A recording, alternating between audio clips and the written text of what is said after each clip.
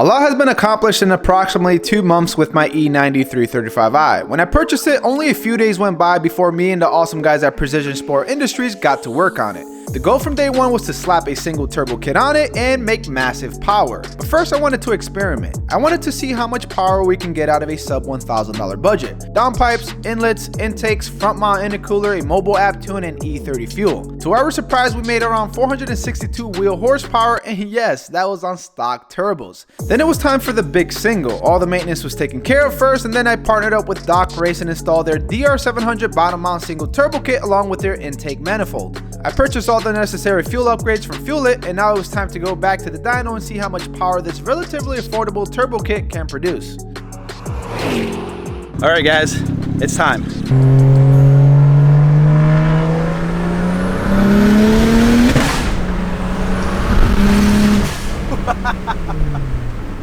Oh my god! Yeah, so that's a little bit of a taste. I'll give you guys, it was short shifted at 4,500 RPM until I get a better tire setup, wheel setup, better suspension, and I lift up the car just a bit.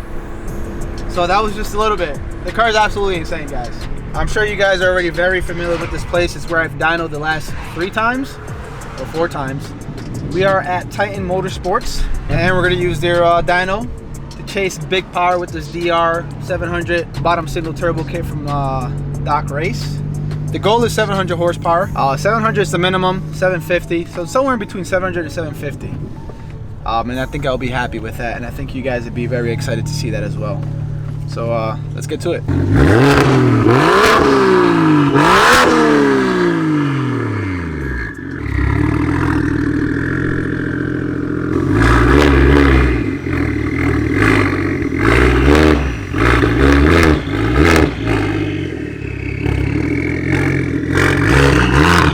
I currently don't have verbals enabled. I did before, but it sounded like straight up gunshots and it was scaring a lot of people, including my neighbors, so I turned it down. I might enable them for the dyno session since noise is not going to be an issue. I mean, I kind of like it. I know a lot of you guys don't. Some of you guys do. The ones on this car don't sound like popcorn or farts. It sounds pretty aggressive.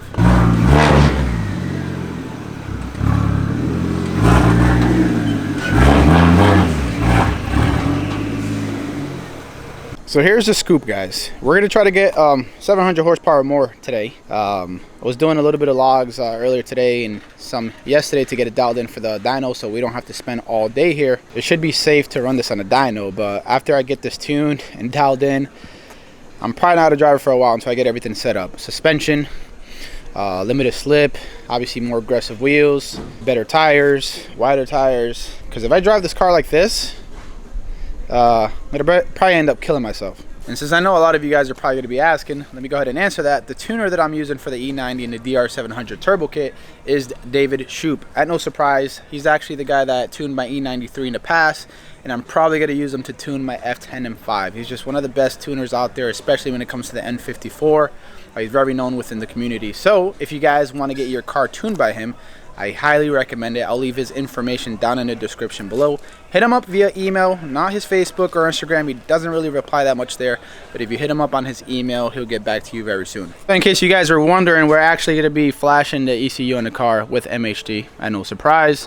We'll be using cell phone as well with MHD to do some data logging. We have the GFB boost controller here, so we'll be able to dial in the Westgate duty cycle and see what's the peak boost we're going to be running at. At the moment, I believe we're at like 54% duty cycle and a peak boost of 29.4. Based on my experience earlier today, it's been fully spooled at around 3,700 RPM, and that's without touching the gain, and that's without touching the sensitivity. So I'm sure David Shoup is going to be able to dial it in so I can spool much faster. And for convenience sake, we do have the wireless dongle here for MHD, so I can essentially do everything through here much faster, much more convenient. There is one thing that I should notate that we changed from the setup. The TurboSmart Westgate came with a 14 pound spring. We went ahead and added a 7 pound spring to make it 21, so we can make the power that we want easily.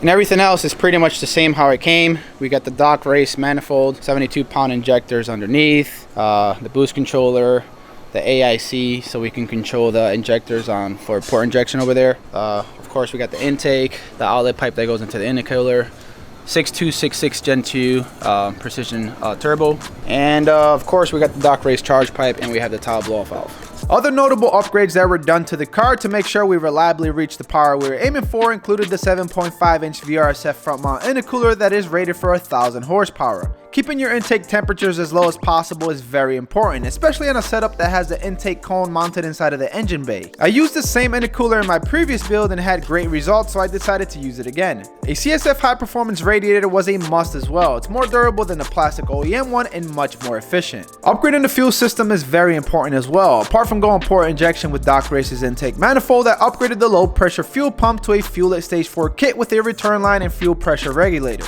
Yeah, I know, a bit of an overkill, but I really wanted to future-proof my build. I upgraded the dual 450 pumps to 525 wall bore, and I added the optional Bluetooth ethanol analyzer since we were running an E85 tune. I didn't want to run the risk of running a poor ethanol blend and destroying my car's engine. And lastly, I went with one of my favorite exhaust systems for the E90X platform, the Vrsf race exhaust. You can't really drive around in a fast car if it doesn't sound aggressive. Also, if you're interested in any of these parts, I'll leave links to all of them down in the description below. I do sell most of them on my website, vehiclevirals.com. All right, she's ready to roll, baby.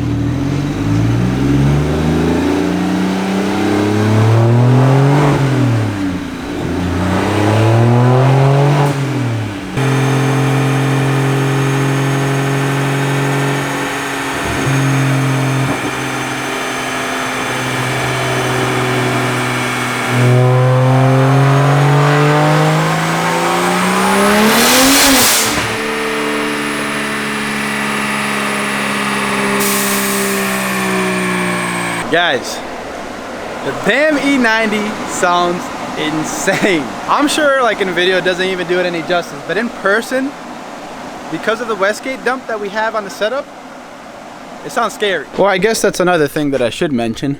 We don't have the Westgate dumps recirculated into the exhaust system. We actually have it completely open, so once you hit peak boost, it opens up and it makes some freaking awesome noises. Here we are, we're gonna lower the pressure on the tires. First of all, it's only a 255 tire. And second of all, 35 PSI, is that what it had? 39. 39? Oh my God, yeah, we're definitely not gonna make any traction that way. We probably should have raised up the coilover just a bit too, so when it squats, it can you know, put the bar down easier. But too late. So check it out, guys. Since this car is running full E85, you know, if you guys didn't watch the previous videos, I actually upgraded the fuel system to a Stage 4 kit from Fuel It. I got the Bluetooth analyzer, the Bluetooth module, so I can download their app and I can actually get a live reading of the ethanol content in the car. Of course, you want to make sure that you never, you know, push the car with very low ethanol content, and there's a lot of gas stations around the United States that just falsely advertise what they have, and it's very low content, and you can really screw up the engine in your car. So this is very useful. You got a lot of settings in here where you can play with it, but this is the most important one. You'll hit connect right here, and there it is. E77 is the content at the moment, guys. Fuel It. Highly recommend it when you guys are upgrading the fuel system in your car. All right, we're gonna do our first pull. What do you guys think? 600, 650, first pull? I'm gonna take a wild guess. 623.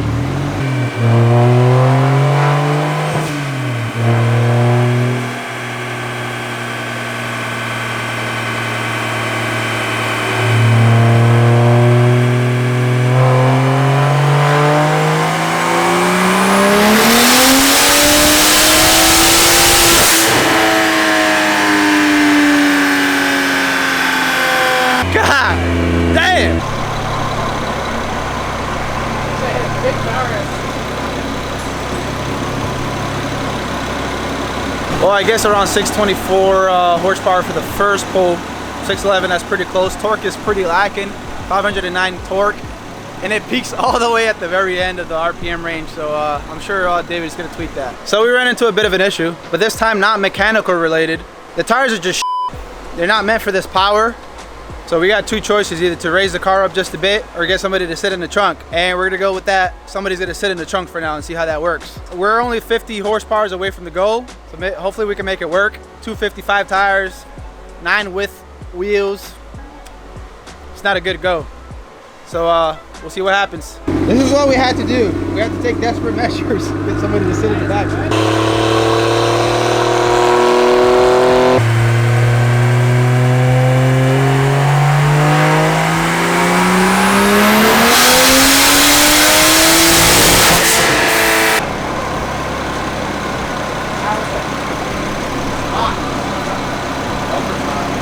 So we got up to 685, 624 torque, 685 horsepower. It's making all that power towards like the top of the RPM range. We still had a little bit of traction issues, but with the guy sitting in the back, it definitely helped. We gained like 40 horsepower that way. The other situation is that the tire back there is rubbing with the fender and quarter panel, but not too much. But I could definitely smell the burnt rubber. This wheel and tire setup is just no good. So once we hit the 700 horsepower, I think we're gonna call it quits at that point, because I just don't have the setup to put power down right now. We'll get to 700, call it a day.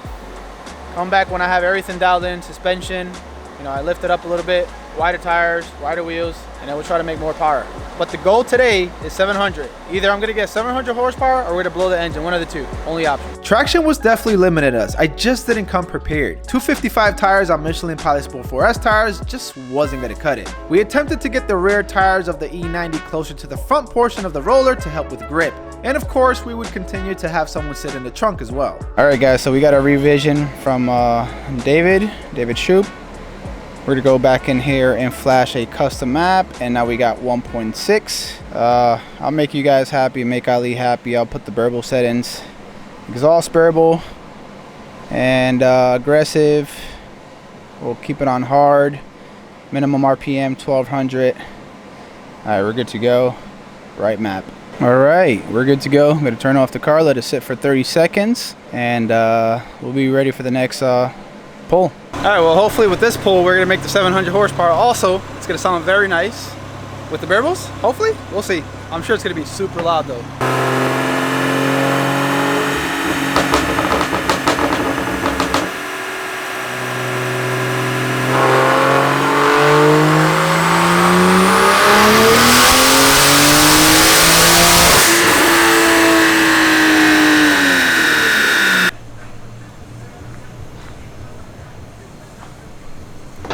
.693, 631 torque.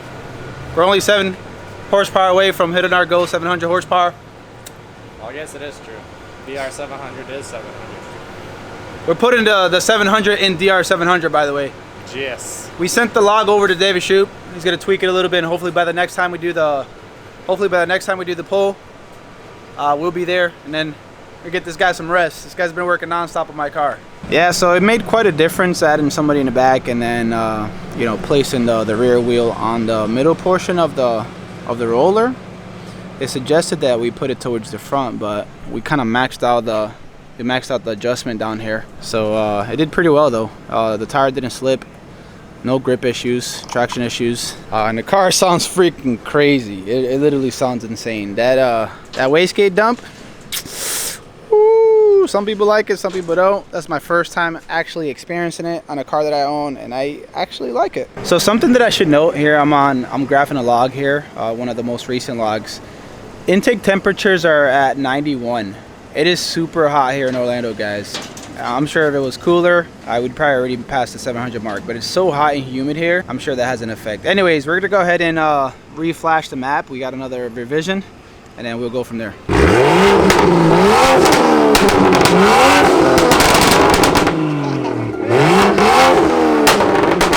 Guys, without the help of that guy sitting in the trunk, you can't hit 700 horsepower. So I highly suggest you guys make that purchase. Link down in the description below. Got 50% off right now. Anyways, huge thanks to him though, because he's helping us out because we got a mediocre tire setup. David continued to send us revisions to see what worked well with the E90. Some tunes ran perfectly, and others my car really didn't like too much. It's all about the trial and error process. Like I said earlier, it was a super hot day in Orlando, so we were trying to pace ourselves as much as possible. At one point, the intake temperatures got up to 110 degrees and the car pulled a little bit of timing. So we waited like 30 minutes until the intake temperatures went down to around 90 degrees and continued with our pulls. The latest revision was looking very good, so we started to mess with the sensitivity function on the boost controller. Usually this helps with boost taper, in a situation where boost pressure drops as the RPM rises. Now it was time to continue doing more pulls. I went ahead and sat in the trunk this time around since the gentleman that helped us earlier was nowhere to be found. Anything to make 700 horsepower, right?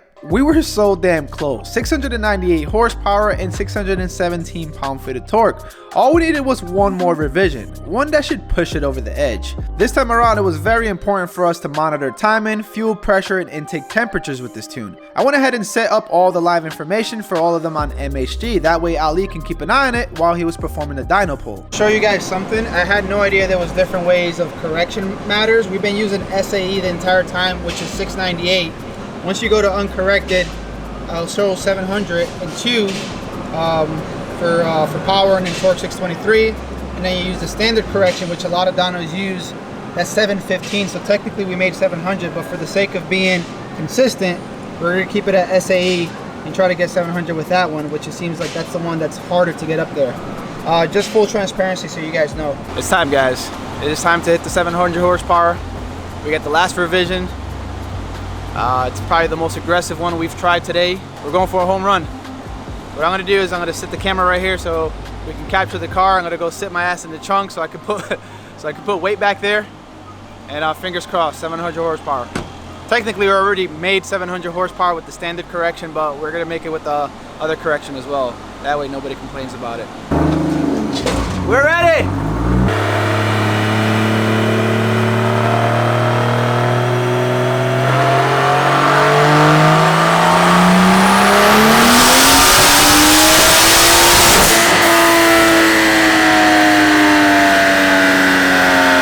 Here you have it, guys.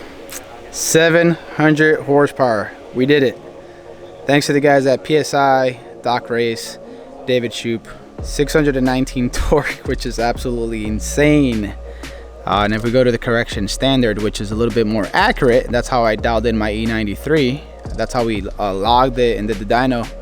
We're actually at 717 and 635. This is supposed to be more accurate because it factors in a lot of other things, but there it is, guys. I couldn't be any happier. What's gonna happen now is obviously we didn't touch the gain or anything like that, so it spools up a little bit later on, but we should be able to knock about 500 off the RPM to get it to spool much faster. But I'm gonna do that with street logs with David Shoup later on at another time off camera. Appreciate all the support. If you guys want to cop a DR700 kit, Doc Race, link down in the description below. If you use my code VehicleVirals, you will get free shipping. Saves you quite a bit of money. Check it out. Make sure you use my code. Do me one big solid before you guys leave. Make sure to hit the like button. It really does help out the channel. It helps YouTube suggest the video to other people that might want to see this video. I got a lot of crazy content coming up. M5, E30, E46, and more on the E90. Make sure to hit the subscribe button with the notification bell on. And as always, thanks for watching. Till next time.